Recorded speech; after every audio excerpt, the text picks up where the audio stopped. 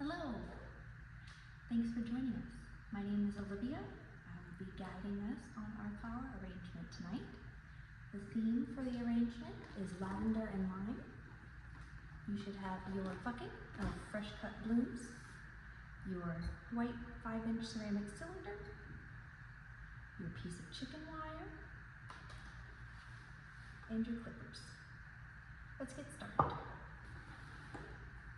First, we need to prep our vase with mechanics. Take your chicken wire, and we're going to bend it in, fold it over into a ball shape. Doesn't need to be perfect, but just enough so you can get it into your cylinder. And push it down like that. Next, fill your vase with water.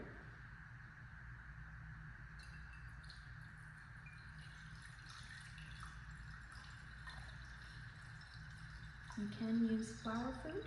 Don't use the whole packet, just a little bit will do you. Fresh water is also just as good for flowers. You don't want to fill all the way to the rim. You want to leave a little room because there will be some displacement as we start placing stems. Following the Helen Olivia style of a low, lush garden look, we use a base of mini green hydrangea. From the wholesaler, these come packaged on plastic sleeves that we'll go ahead and take off, and you can start to remove any low-lying leaves on the stem. Ideally, I'm only going to have this top half is what I want sticking out from the side of my vase, so I'm going to remove these lower leaves.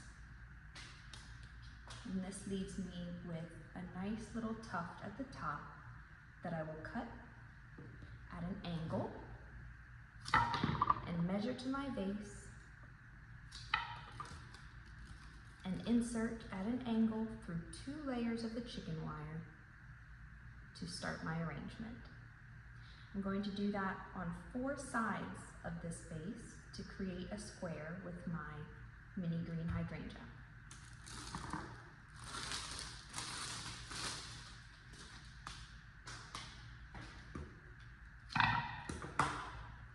You'll see as I cut, I measure to the vase at an angle to see where I want my stem to land.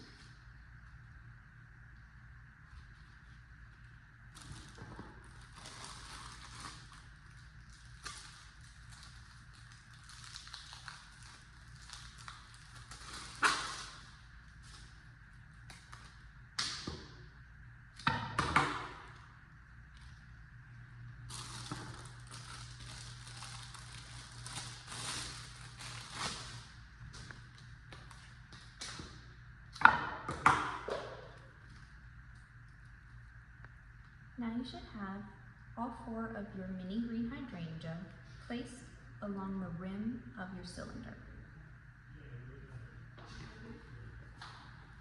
The next item that we will use is our limelight hydrangea.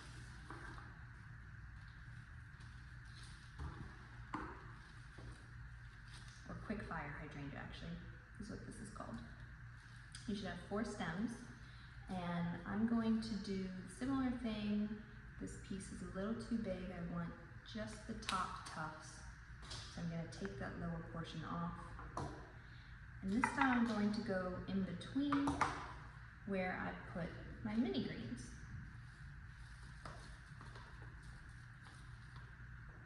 I'm going to have them sticking out just a little taller to show them off a little more.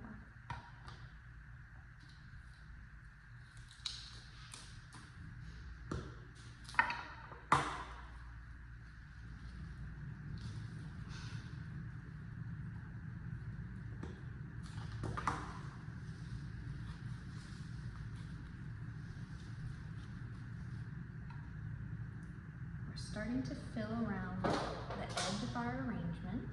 So the next element that I'm going to grab is my roses. We have 2 varieties of roses that we are working with tonight.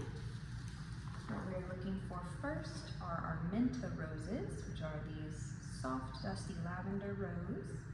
You should have 6 of them.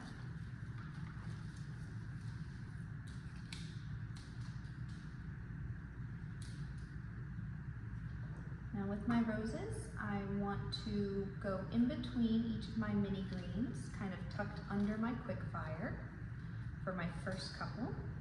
If you have any damaged or brown petals on the outside, you can remove them and remove all leaves and low-lying thorns on your rose stem.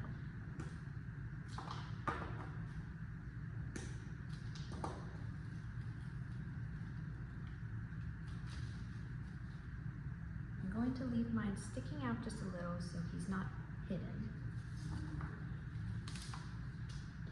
It's important to remove all low-lying leaves because you do not want any leaves below the base opening. You don't want any leaves in your water. Leaves floating around in the water is what causes bacteria growth and is what kills our flowers quicker.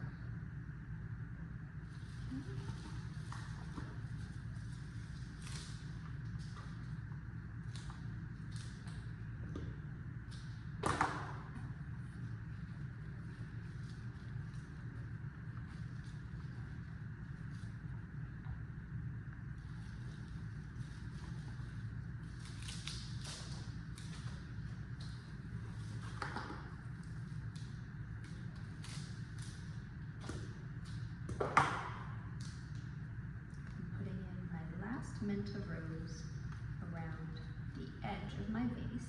I still have 2 more to use. We'll place those in the center, but before I do that, I'm going to pull out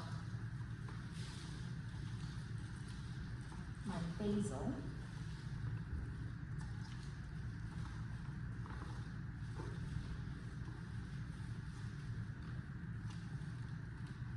Trying carefully to not pull everything out of the bucket.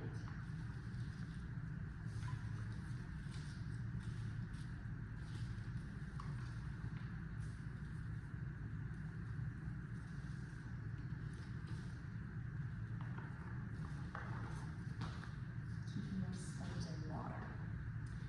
So you should have a nice big stem of basil that looks like this. What we're going to do is we're going to break this guy up into multiple pieces to use him. We're going to, this guy has multiple laterals so that I'm going to remove him, and this is one usable piece. And then I'm going to cut this guy here. So now I have 2 usable pieces. I'm going to do that before I start arranging so that I have all of my basil prepped for me.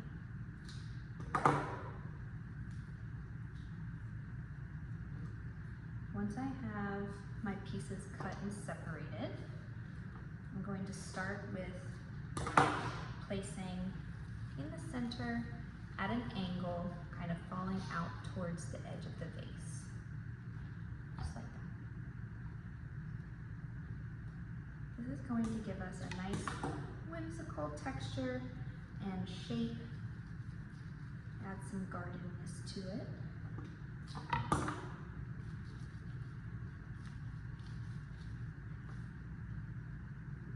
And this guy I'm going to clean up a little bit and remove some of the lower lying leaves.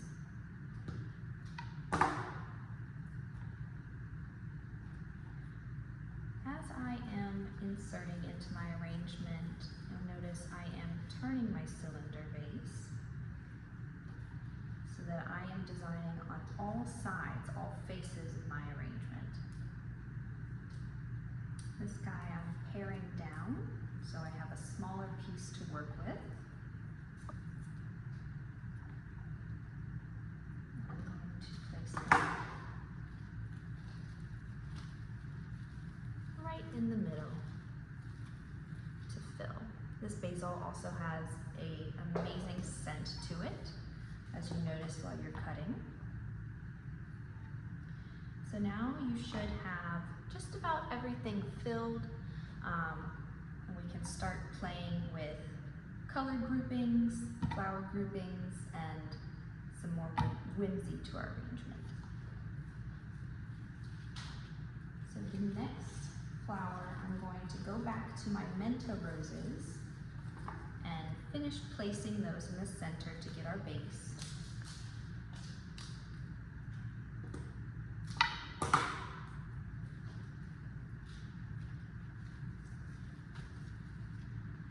I have one kind of close to my other one, so there's a little bit of a grouping action going on there. Removing any damaged or brown petals. And again, on the other side, I'm going to do a little bit of a grouping action.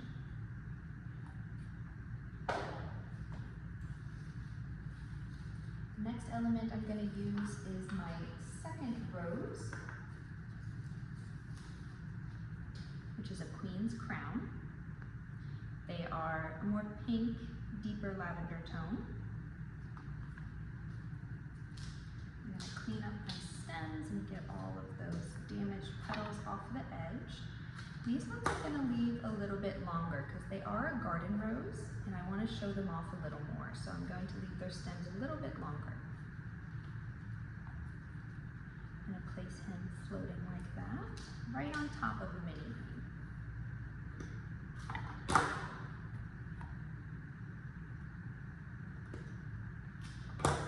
I'm going to give him a little friend and group two of them together right in the center there.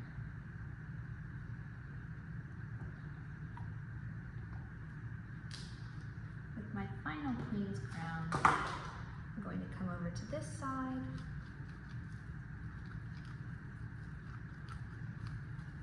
and go in at an angle. If you start to feel resistance while you're inserting, just give your stem a little bit of a twist with your fingers. There we go.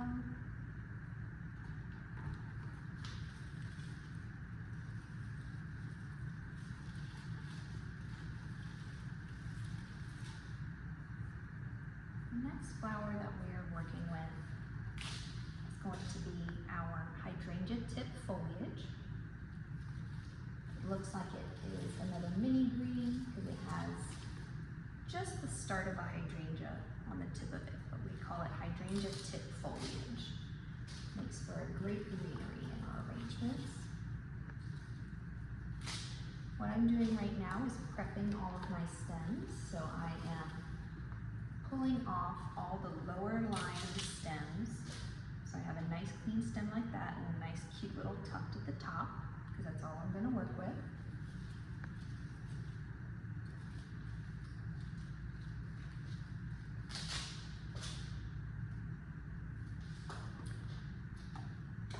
With my hydrangea tip, I'm going to look for any gaps or holes that we may have around the edge of the vase, where I can add that nice little texture pop, just like that there. We want to make sure the rim of our vase is completely blurred. We don't want to see the rim of our vase at all.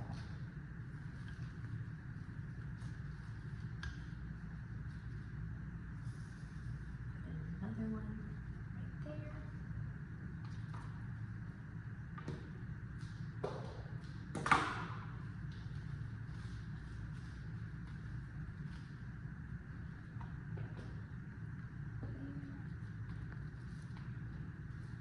You can place these wherever you feel like you need a little more support with your roses, wherever you have any holes, or wherever you just want to see that bright pop of green.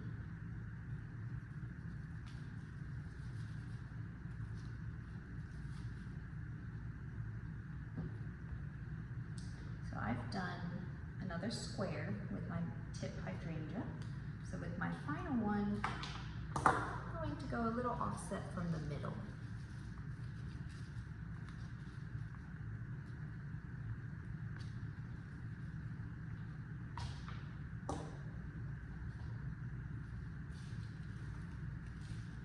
Now we can start playing with more delicate flowers. Should have a beautiful piece of zinnias, lavender zinnias, a true light lavender color. This is a local flower that we get from a local grower. And typically zinnias is going to have a lot of laterals on it. So what I'm going to do is I'm cleaning up my stems, removing all those low-lying leaves, and I'm going to break it apart into smaller, shorter, usable pieces. For example, this right here, I'm going to break apart there, so I now have 2 usable pieces. I might even go further and do one more, so I can use this shorter piece.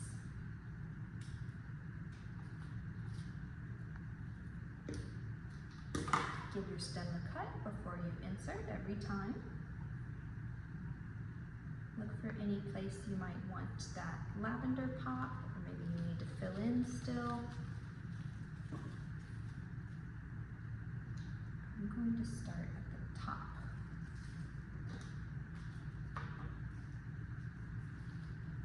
Make sure I'm putting some lower as well to kind of break up that hydrangea and hydrangea tip. I'm going to do one piece right in the center. This gets a little low.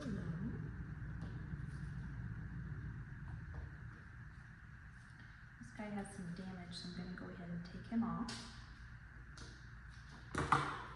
My final piece of zinnias, I'm going to stick in the side right there. We'll start to fill in our arrangement, see some really pretty petals and some color coming through the greens. Continuing with that lavender color, we're going to bring out our clematis flower. I'm going to remove these big leaves from my clematis.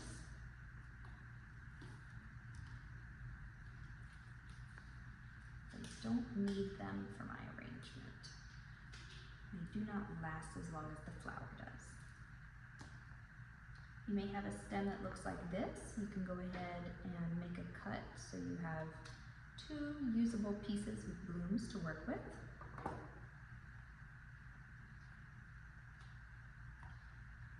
And now, for example, in my arrangement, I noticed that I have some sprawly bits over here. So I kind of want to mirror that with my clematis on this side. Place him saying hello, floating above everything else. With my second piece, I'm going to go opposite. Do the same thing. Make sure he's floating, saying hello. Okay. Moving on, we're going to bring out our zinnia flower. These are another local flower that we are using in this arrangement. Their leaves don't last very long and aren't doing anything to help us, so I'm going to go ahead and clear that off so I have a nice clean stem. I'm going to leave these longer so they can be whimsical and pop out further than anything else in my arrangement.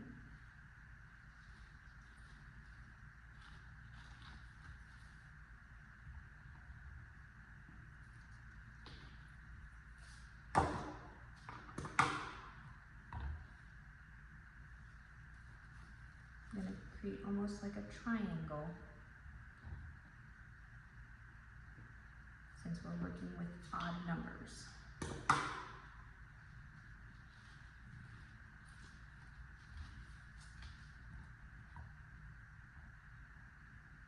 You see?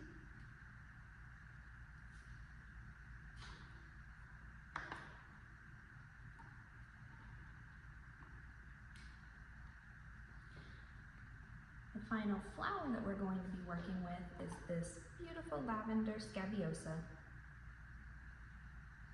These are another one that I really want to float above everything else in the arrangement.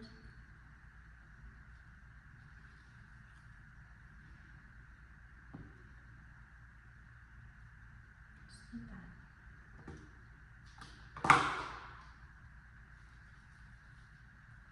And everything that I'm putting in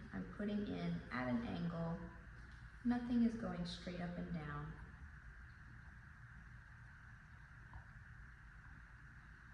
So that is all of our flowers, but we do have our final element, which is these adorable bunny tail grasses.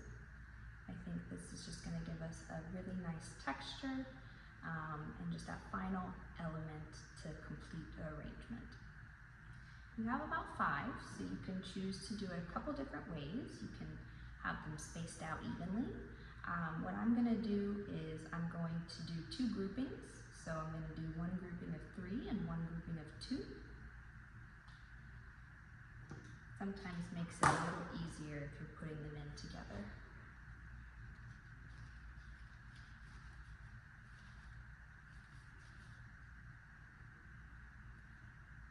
I left my bunny tails at just slightly different heights.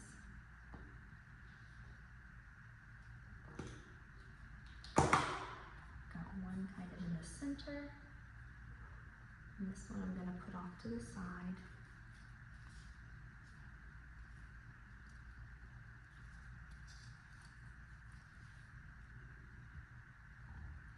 It just adds a nice little additional element and enhancement.